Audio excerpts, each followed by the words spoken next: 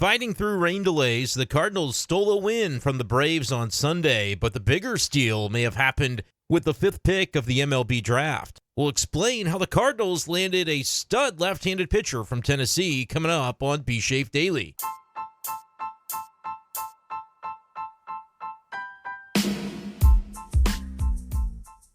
What's going on, everyone, and welcome in to this edition of B-Schaeff Daily. Brenden Schaeffer with you. It is Sunday evening, July 13th, 2025.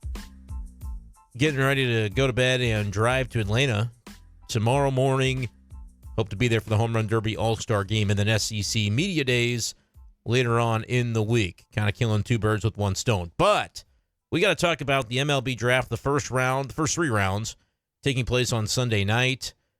Cardinals end up with a left-handed pitcher out of Tennessee, Liam Doyle. Perhaps a surprise based on the way the top couple of picks in the draft went. Maybe didn't expect Doyle to make it to the Cardinals, but he did, and they pulled the trigger, picking up a really high-octane player in the process. We'll explain a little bit more about Liam Doyle's background and what we can expect from him in the early going of his professional career as he matriculates from Knoxville, Tennessee, to join the St. Louis Cardinals organization. The Cardinals also had a game that they played on Sunday. They got a win in the final game before the All-Star break. It was a game that I didn't expect to happen, to be honest with you. Was thinking back to, I don't remember if it was 2021, what year exactly it might have been, but the Cardinals finished the first half at Wrigley Field in Chicago. I was there covering the series. I believe it was 2021 because I think we weren't in the clubhouses yet. All of the post games were on Zoom, and the Cardinals had that Sunday game rained out, postponed prior to the All-Star break. And it was like I was walking to Wrigley when I got the notification that the game was postponed. It was several hours ahead of any rainstorm that would have come in, and I don't know if it ever did rain in Chicago that day, but they were proactive about it because, man, it's the All-Star break. You don't want to drag this thing out on a day like that and have multiple rain delays when everybody's trying to get out of town. It's like the one break that the players and the coaches and all the staff get during the season. It's well earned at that point. And so I thought, man, if there's rain in and out of the area expected all day, like was the case in St. Louis today, normally I would think on an All-Star Sunday, you would just postpone that game and figure it out later. Well, that's not what they did, and they got through a few innings. They had to stop. Sonny Gray, of course, on the mound once again. It seems like this year, anytime there's rain involved, Sonny Gray also has something to do with it. And so, of course, after the rain delay, he's not able to come back and pitch, which you would think would be, a potential tough factor for the Cardinals. He pitched pretty well, gave up 1 run in 3 innings, 5 strikeouts, so he was on his way to potentially a pretty good day, only 36 pitches, so he was very efficient as well.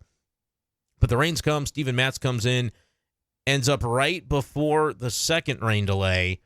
Steven Matz gives up a 2-run hit that gives the Braves a 3-1 lead. And you're thinking, I mean, it was crazy to watch that moment unfold on TV. There's a dude behind home plate just sat down holding 2 beers in one hand. The next pitch, it's the base hit. Braves go ahead 3-1. And next thing you know, they're putting the tarp on. And the Cardinals grounds crew, Bill Finley, I mean, he was livid with the umpires, I think. If you saw that on TV, you saw what I saw. I put it on TikTok.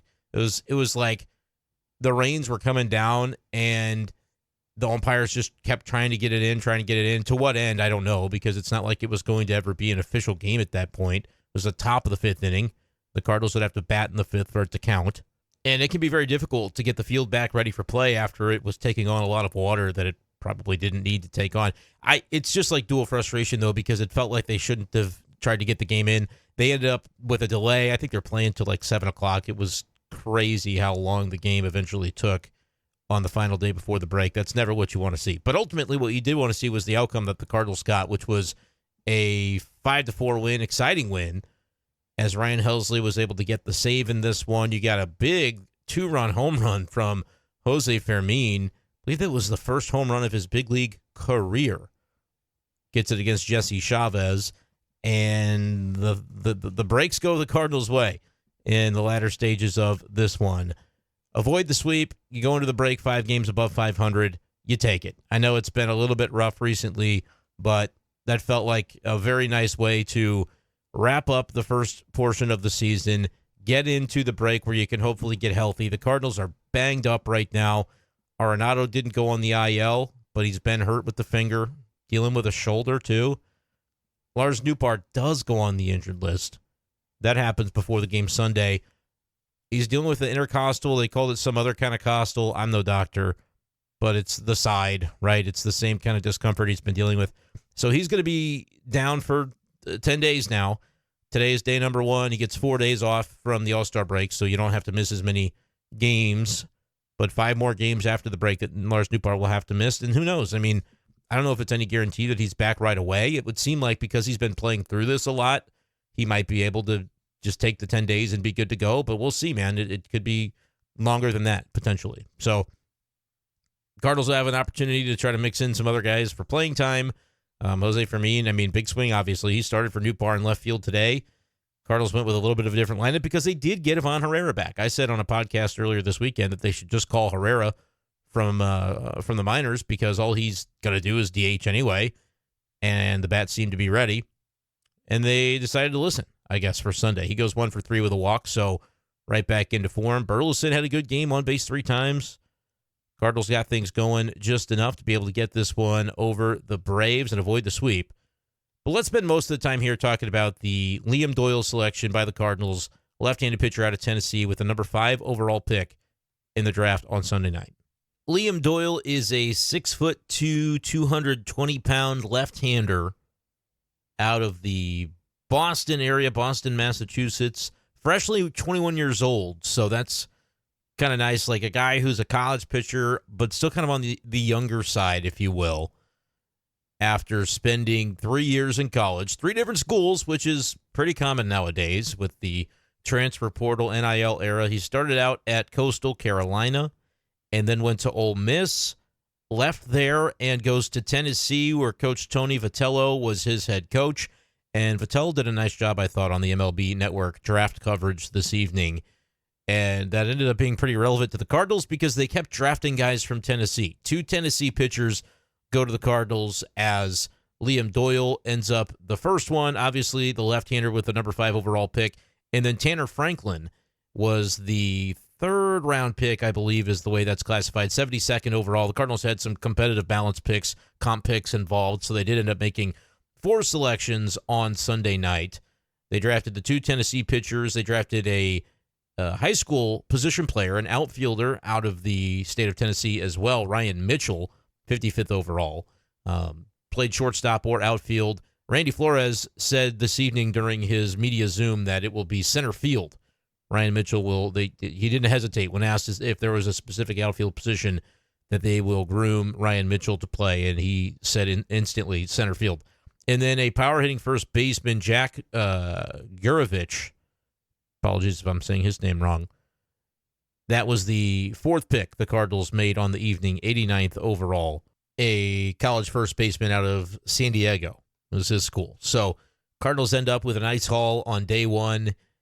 Bunch more rounds to go on Monday. But let's start at the top with the way the Cardinals approached that first pick, because Eli Willits was a name we talked about earlier today when we did the podcast discussing what the Cardinals may do, and kind of expected, as most people did, that Liam Doyle, Cade Anderson would be 2 SEC pitchers that would be long gone by the time the Cardinals picked at number 5. We knew Ethan Holiday wouldn't get past the Rockies. That ended up happening. He goes to Colorado. And basically the surprise at the top was that Willits does end up going number 1. We talked about it this morning. It was a possibility. Reports and rumors were beginning to swirl to that end, and it ends up happening that the 17-year-old shortstop goes to Washington, D.C. But then the surprise was what happened at number 2, because I don't really think anybody in mock draft circles had Tyler Bremner going to number 2 to the Los Angeles Angels. He's a collegiate pitcher and, obviously probably has a bright future out of UC Santa Barbara. But the point is, when you were thinking about the very top names in this draft, I don't think Bremner was one. I think they said on the broadcast for MLB Network he was like the 18th prospect or whatever. So when he goes second, that shakes everything up even a little bit further as it suddenly begins to come into focus a little bit. Like, okay, Willits is gone, and maybe that was the pick that everybody kind of thought the Cardinals might be leaning toward if everything fell to a chalky direction. based on what the public expected, but you have to expect the unexpected because mock drafts are just that. It's mocking what we think is going to happen, but, oftentimes teams have other ideas. So when Willits goes 1 and Brenner goes 2, you're looking around going, is Cade Anderson making it to 5? Liam Doyle? I mean, somebody's making it to 5 that you didn't necessarily see coming. Because, again, Ethan Holiday wasn't getting past number 4, which for a moment you're thinking, well, what if the Rockies change course? Like if Cade Anderson out of LSU falls to number 4, would Colorado pick him instead and then the Cardinals would get Holiday? I just don't think that was ever going to happen. And Anderson does go number 3, so that leaves the Cardinals at 5 with Liam Doyle falling into their laps, and they take him. And I think it's a pretty good pick. This is a kid that I don't know if you guys are all too familiar with SEC baseball, but Liam Doyle, when pitching collegiately this year, it was known to be a little bit fiery, which let me know. I think Cardinals fans are going to be all about that, especially if that fiery can be honed in and executed. It was interesting to hear Tony Vitello talk about him. He basically said when he came over out of Mississippi, he was overweight, frankly, and not in shape, and it was like very candid the way that his former head coach talked about him on the broadcast right as he's being drafted. He had a 5.73 earned run average as a sophomore at Ole Miss. Transferred to Tennessee, lost 19 pounds of body fat, according to Tony Vitello's explanation of it, and ended up just being a ridiculous strikeout merchant, 164 Ks in 95 and 2/3 innings. I mean, just absolutely blowing guys away with a fastball in the mid to upper 90s capabilities in the fastball department, 100-mile-per-hour fastball. He can get it up there to the triple digits at times. Walks some guys. I mean, 32 walks, 3 walks per 9 innings is a little bit high, I would say, for being in college. But, you take the good with the bad. He has swing and miss stuff. And that is what the Cardinals had, we've been talking about for how long, that they lack it. So for the Cardinals to have access to Liam Doyle, and we talked a lot about, rarely are you going to hope to pick at number 5 again. Take your swing. Take your shot on somebody with high intensity and high upside tools. And Liam Doyle certainly is that. Has a slider that, is another good pitch for him, but maybe we'll have to hone the location and the consistency of that pitch. But the fastball plays, and it certainly played at the highest level of collegiate baseball. The Southeastern Conference, there is not another league like it. And he struck out 164 over 95 innings this year with 3.20 ERA. So, again, not like a lights-out Paul Skeensyan ERA or anything, but clearly some skill here. Now, you could make the case that, this is a guy that is he going to stick as a starter if he's just like fastball, fastball, fastball. What's the secondary pitches going to become? For him is going to be interesting because if you don't develop those other offerings to be major league capable, then you can become a more of a one-trick pony. But the Cardinals seemingly are very excited about him, and Randy Flores tonight, when asked about, we talked about it this morning, like there are a lot of guys when you look at last year's draft that are already contributing at the MLB level. J.J. Weatherholt is a guy who's really close, right? And that it seems like more than it used to be. These guys don't spend 2-3 years in the minors when they're coming out of college. They're capable. Like, I don't know exactly if Flores addressed it. I did not catch his first Zoom. I caught a Zoom this evening with him. It's the only one he did, but I don't know the answer to this question. I'm just going to stop yammering. Where Liam Doyle will end up, if it's Double-A, if it's High-A, that's always the first question that everybody asks, and when as well, because, he's thrown 95 innings this year.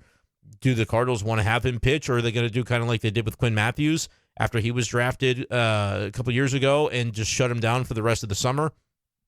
Will be interesting to see. Those 95 innings for Doyle are, a career high. He threw 55 innings in 2024. He threw 56 innings plus another 8 in the summer league that he played in 2023, so 60 some odd, and then a jump to 95. So, they very well may decide that he's not going to go anywhere for the rest of the season, or they could, send him to a lower level, get him a little bit of exposure, but probably not logging a bunch of innings. That would be my guess as to what they do, but time will tell as far as the way that they want to approach that. Where he'll land, like I said, it depends on what they're going to do. They might have him go to A-ball or high-A for, just a bit, but they're also going to be monitoring those innings to where they may not really have him throw a bunch this year. Next year, if he's at Double-A, I wouldn't be shocked by that, either to start out or very quickly, and then obviously, based on performance, could be somebody that rises quickly, because he's a collegiate arm. That was kind of the debate of like, do you go college arm or do you go high school where you may have the most upside from a high school player? And Randy Flores answering the question about like, I believe Brandon Kiley asked him, was the desire to almost kind of see the way that guys are rising very quickly when you draft these college players recently across the league and even through your own system, was that a little bit of a draw as to why you go with this player rather than maybe one of the high school guys that you might have to wait a little bit longer on? And he said, really, it was just the scarcity of what Liam Doyle brings with the strikeout ability. 164 Ks in 95 innings as an SEC arm against that type of competition. He used the word scarcity. And it was interesting that he talked about all the prospects they took tonight. Randy Flores felt that they all had outlier tools. There's an outlier to each of them. In the case of Liam Doyle at number 5, it's that, it's the strikeout stuff, the swing and miss. For Tanner Franklin, the pick that they took third on the evening, he talked about his velocity, that fastball. And Tanner Franklin's another guy out of Tennessee who can get it up. But he was used out of the bullpen this season. But he said at another school, Flores said, he might have been a guy that would be starting somewhere else. But just at Tennessee, they had such a good pitching staff. And as far as the Cardinals view it, they kind of are wanting to see him extended out and pitching length. They might want to see Franklin as a starter, right? And maybe that's why he ends up being like a third-round pick because of the perception that he's, just a bullpen arm. But maybe that's not the case for Tanner Franklin. So wait and see on that, the right-hander. For Ryan Mitchell, the speed is what stood out. The 55th overall pick that's a high school player committed to Georgia Tech. He's not going to go there. He's going to end up playing for the Cardinals. Even though he's a second-round pick, the signing bonuses on those first couple of rounds are still pretty substantial. Randy Flores sound pretty confident that everything's going to work out when it comes to signability for all these guys. And so his speed was something that stood out, and Ryan Mitchell has a pretty good hit tool too. And then for Gurovich, it's the power. So a first baseman with power. Outlier tools, and certainly at the very tippy top of that list would be Liam Doyle. I think the draft day went really well for the Cardinals. Like they would have been, I think, ready and willing to go a different direction, but the Angels surprising everybody with their pick and which college pitcher they chose puts it into a situation where the Cardinals were able to know they were either getting access to Cade Anderson or Liam Doyle. And when Anderson went 3, Doyle was going to be available, or the Rockies were going to shock everybody, take him, and then Ethan Holiday would have been a Cardinal. But I think they're pretty happy about Doyle, and I think Cardinals fans are happy about it too. There's always a risk when you go pitcher because a guy could blow his arm out, but, I mean, there's a risk with hitters that they just don't pan out, right? So I think this ends up being a really compelling pick, and you can start to see the vision a couple of years down the road, 2-3 years down the road, if your rotation has guys like Liberatore, has guys like Michael McGreevy, has a guy like probably Quinn Matthews by then, and this kid Liam Doyle. The tide could be turning in terms of the Cardinals fans looking at a kind of a boring rotation and in a boring style of pitching that just hasn't missed very many bats over the years. Could the tides be turning on that? You do, see injuries when you talk about guys that run it up there at 100 miles per hour. But I think Liam Doyle, exciting. The thing that I mentioned, I kind of lost track of it, and we'll end on this because I got to get going so I can start my drive early in the morning on Monday. Liam Doyle's fire and his intensity. He told a batter during a college game, I don't know if this was college regional or what the level of the playoffs it was, but told the opposing batter who took a batter's timeout. You can take the offensive timeout, step out of the box, and regroup. He told him, "You are effed," except he didn't say effed, because it almost was like he was fired up by the fact that the batter was trying to ice him. It's like trying to ice the kicker in football. And he just jumped off the mound and told him, "You are effed," and struck him out thereafter. So it was kind of funny to hear Vitello talk about, he's kind of overweight, and then he really worked hard and put in the work. But he also said that fire and intensity, you could kind of tell that Vitello maybe wasn't a huge fan of the fact that he maybe was brash enough to kind of not rein in some of that extra fire and intensity. But how about the St. Louis Cardinals being the team to draft a kid like that, that's not willing to kind of show his emotions on the mound and have more kind of excitement and exuberance than, what the kind of stodgy Cardinal way of the past is considered to be. Doesn't mean that you don't want a guy to go out there and be respectful to his opponent, but there's also kind of something you like about a kid that's got some edge like that. So I'm excited to see what Liam Doyle ends up turning into. Everything coming up John Denton today, because the biggest Tennessee Vols fan that I know now covers a team that just drafted a few more. So let me know in the comments below what you thought of day one of the Cardinals MLB draft, what you thought of the win over the Braves today. I just got to get out of here after 20 minutes because I got to get some sleep. I'm getting up real early in the morning. I'm hoping to have some content for you via whether it's the next time I'm able to podcast from a hole in the wall in the hotel or whatever I can do, or TikTok videos, written articles for STL Sports Central. It's all coming this week with the MLB All-Star Game, Home Run Derby, the game itself, and SEC Media Days. So stay tuned to the podcast channel. Stay tuned to YouTube. Stay tuned to the website, Twitter, TikTok, everywhere. I'll be trying to put out some content. But appreciate you guys, as always, for listening, and we'll talk to you next time on B-Schaeff Daily. Peace.